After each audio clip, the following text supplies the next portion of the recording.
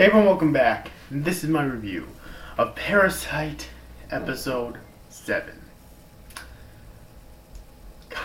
First off, probably my first complaint ever while reviewing this series. Kinda disappointed at the beginning of this episode. How I was expecting like huge fucking fight between Izumi and some mysterious parasite, but I didn't get it. I think I'm the only person so far that's actually complained about this. But yeah, I did not like that part of the episode at all. Okay, I really wish that there would have been something. Granted, I like the character, and I like that Izumi finally has an ally in all of this. I think that was really good, but I didn't like how he was introduced. I wish that would have been a huge fight, and I wish that he was introduced in some other way. Okay, some other more grand way, basically. Okay, so other than that, though, no real other complaints about this episode. Probably my favorite thing in this episode was actually learning more about Migi. Because apparently Migi explains to Izumi in this episode that he's able to multiply himself, basically. However, if he's outside of his body, the more he multiplies, the less intelligence that he's accumulated. Because it splits between each clone of himself. It's basically the Naruto mentality with the shadow clones, basically. The more shadow clones someone has, the less powerful that they are. It's basically similar to that. Okay, however, if he multiplies inside of Izumi's body, they retain the total, each one of them retains the total amount of intelligence. Okay, so that's very interesting, and apparently he's been doing this for a while, I think, but I actually have a theory on this. Okay, so we know that there's two ways parasites can infect human beings. We know that they can either infect them partially like Migi did with Izumi, or like Parasyte did, that's what they named Uda's Parasyte, like Parasyte did with Uda. Okay. Or they can infect them completely, like with Izumi's mother, or with A, or with that other female one that was a teacher, I don't remember what her name is. Okay, to where the human conscience is literally not even there anymore. Okay.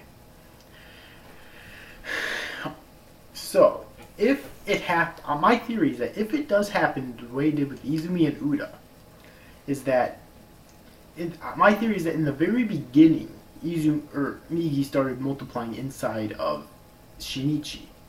And my theory is that eventually, because of this, and my theory is that will only happen, first off, if Izumi doesn't take over Shinichi completely. Which obviously he didn't, because Shinichi's still here. Obviously he's the main character. Duh. So my theory is that if it because it happened the way it did in the beginning, Migi was multiplying inside of Izumi's body from the very beginning, and eventually Migi will disappear completely, and Shinichi will take complete control of all of Izumi's power, or all of Migi's powers. Okay, that's my theory, and that's my theory on how he'll combat the parasites later on in the series, and maybe even be able to take on like 10 to 20 of them single-handedly. Okay. So it's very interesting the way they set it up here, and I just really love the effects of how Migi was just like multiplying and just dripping off of himself, and those drips would become new Migis and whatnot. It looked really cool. Okay, it really did. So other than that, the scenes that we got with Uda in this episode were pretty cool as well. Basically, Uda was always indecisive and kind of a wimp and a crybaby, and a year after he got married, his wife left him without saying why, and he suspects that's the reason. So then he didn't even have the resolve or the guts to commit suicide, okay? And he ended up getting a parasite in his neck, and he ended up trying to commit suicide, but he couldn't. But when that happened, he fell off the cliff, and the parasite ended up saving his life, so that he himself could live, but of course that meant that he wouldn't have been able to get to the brain. And I really like this too, because basically he used his body, the parasite used his body as like a snorkel in a way, and then expanded a limb all the way up to the surface, so that Uda could breathe. And I just thought that was really cool and really creative. And that's one of my favorite things in this series is how creative that they can get sometimes with some of the things that happens. Okay, it's actually really cool. And so the two could basically became partners there. And I really like that Parasyte and Migi have similar personalities in some sense, but different personalities in other sense. The similarities is that they both of them really don't understand human beings and human emotions at all. In fact, they think it's rather stupid. Okay, they really do. And this is brought up when Parasyte comments that Uda is always crying and whatnot. He watches movies and he cries. Okay, but they're different in that Migi doesn't really seek out Parasyte doesn't really seek out battle, but it seems like Migi actually does.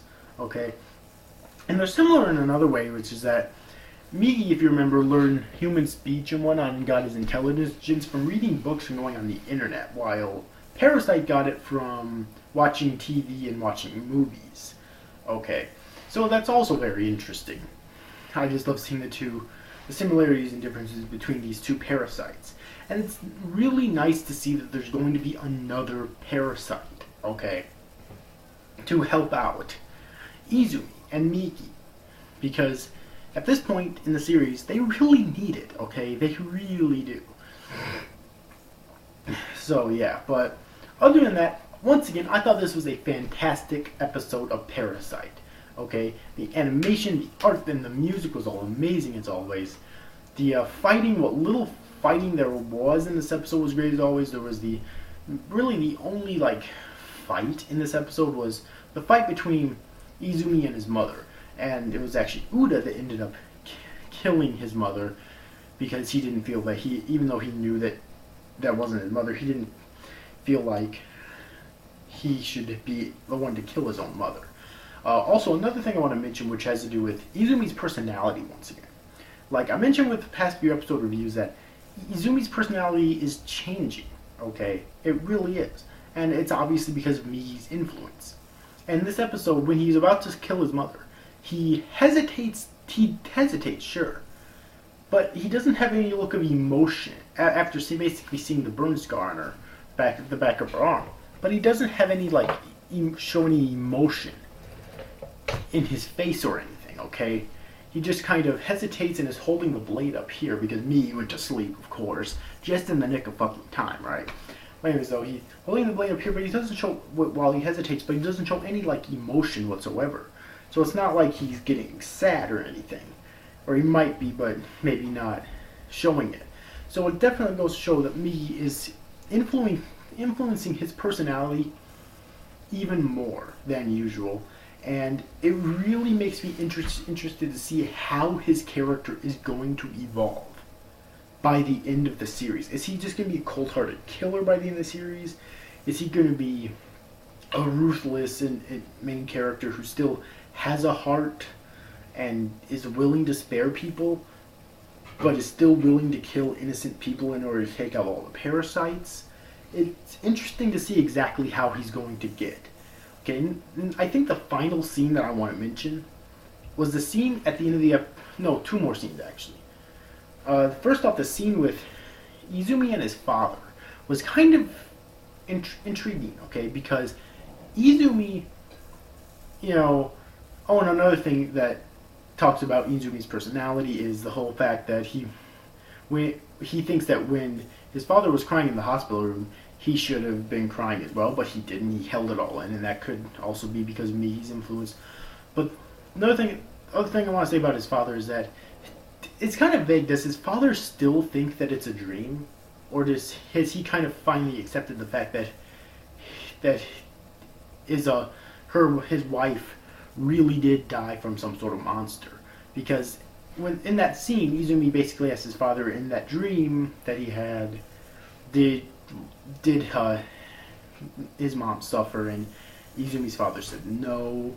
She went by so fast, and Izumi was glad, obviously, before he collapsed from obvious exhaustion. But does Izumi's father still believe there was a dream, or has he finally accepted the fact that it was reality? That part was kind of vague, and I wish they kind of would have explained that a bit more. But other than that, Final thing I want to mention in this episode. Oh boy. Let's see, what was it?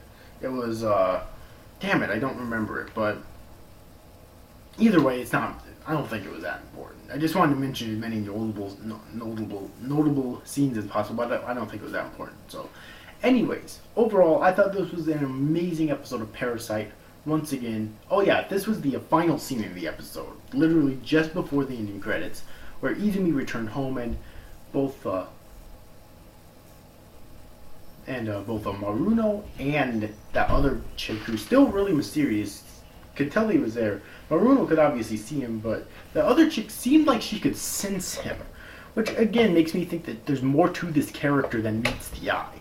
Okay, like she can sense parasites or something like that. Okay, but either way though, they could both sense him, and he looked like a lot, or they knew that he was here basically, and he looked a lot more confident than normal. Okay, like really. Also, I said that one chick that he met in that hospital town. I don't remember what the name of the town was. I could remember. I once again sensed death flags, but she actually didn't die. I didn't think we were going to see her again unless she did die, but she actually didn't die in this episode. She obviously had feelings for him. I really don't know what they were trying to go for there. Okay, because obviously, well, obviously, his love interest is Maruno, but also he was obviously going to leave anyways. I'm not sure if they'll bring her back in again, and maybe there'll be a love triangle. I don't know if this series goes in that route. I'm not a manga reader, and this is a really old manga too. I think like in the 80s or 90s, but I'm not sure if they will go in that route or not. But either way, though, once again, an amazing episode. The fuck? Sorry about that. Someone pushed my bedroom door open. Fuck. Anyways, amazing episode once again. I really enjoyed it. If you get to see this week's episode of Parasyte, then I definitely recommend you do. I cannot wait for next week's episode. This was a really good one. So anyways, overall, I hope you enjoyed this review, guys. These after guys, thank you for watching. Bye-bye.